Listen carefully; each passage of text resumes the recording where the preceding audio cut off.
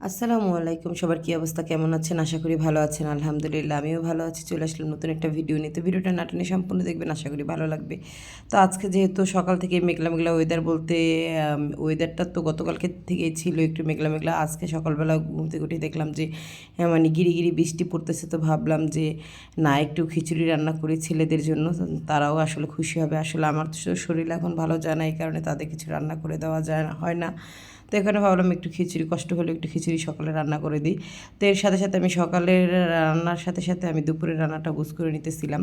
তো এখানে একটু খিচুড়ি রান্না করবো, প্রেশার কুকারেই বসায় দিব। যেহেতু অল্প এক পর চালের খিচুড়ি, 3 মাপুতের আর এর বেশি আর লাগবে না।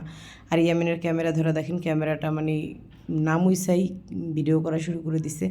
কি যেন ক্যামেরাটা হয়েছে মোবাইলের, এখন ওটা ঠিকও করতে পারতেছি না, তো এই কারণে মনে হয় তো এরকম হইতেছে। তো যাই হোক, এখানে একটু মাখায় জাখায় কিন্তু খিচুড়িটা বসাবো। যেহেতু অল্প খিচুড়ি আর মাখায় বসাইলে মনে হয় ভালোই লাগে না, কারণ আসলে সবভাবে খেয়ে দেখছি, মনে হয় যে মোটামুটি ভালোই লাগে, খারাপ লাগে না। তো আমি কিন্তু সচরাচর মাখায় বসাই না, তো আজকে যেহেতু অল্প এই কারণে মাখায় বসাইলাম।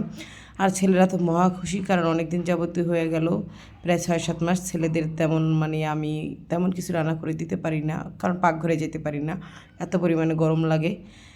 যাই হোক, আজকে একটু ছেলেদের পছন্দ মতো খাবারই দিতেছি। আমার ছেলেদের তো পরোটা বা রুটি অনেক পছন্দের, সেটা তো আমি বানাইতেই পারতেছি না, পাকঘরে যাইতে পারতেছি না গরমে।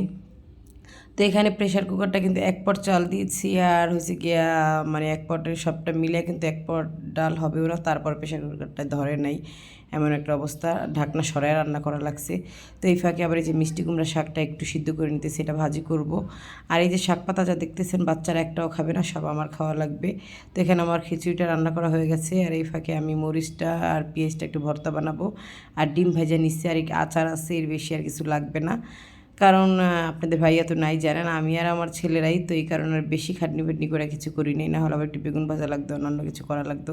তো এই তো ছিল আজকে আমার সকালের নাস্তা। কেমন হলো অবশ্যই কমেন্ট করে জানাবেন। আর একটু মরিচ ভর্তার সাথে ডিম ভাজা দিয়ে আচার দিয়ে কার কার খিচুড়িটা পছন্দ অবশ্যই কমেন্ট করে জানাবেন।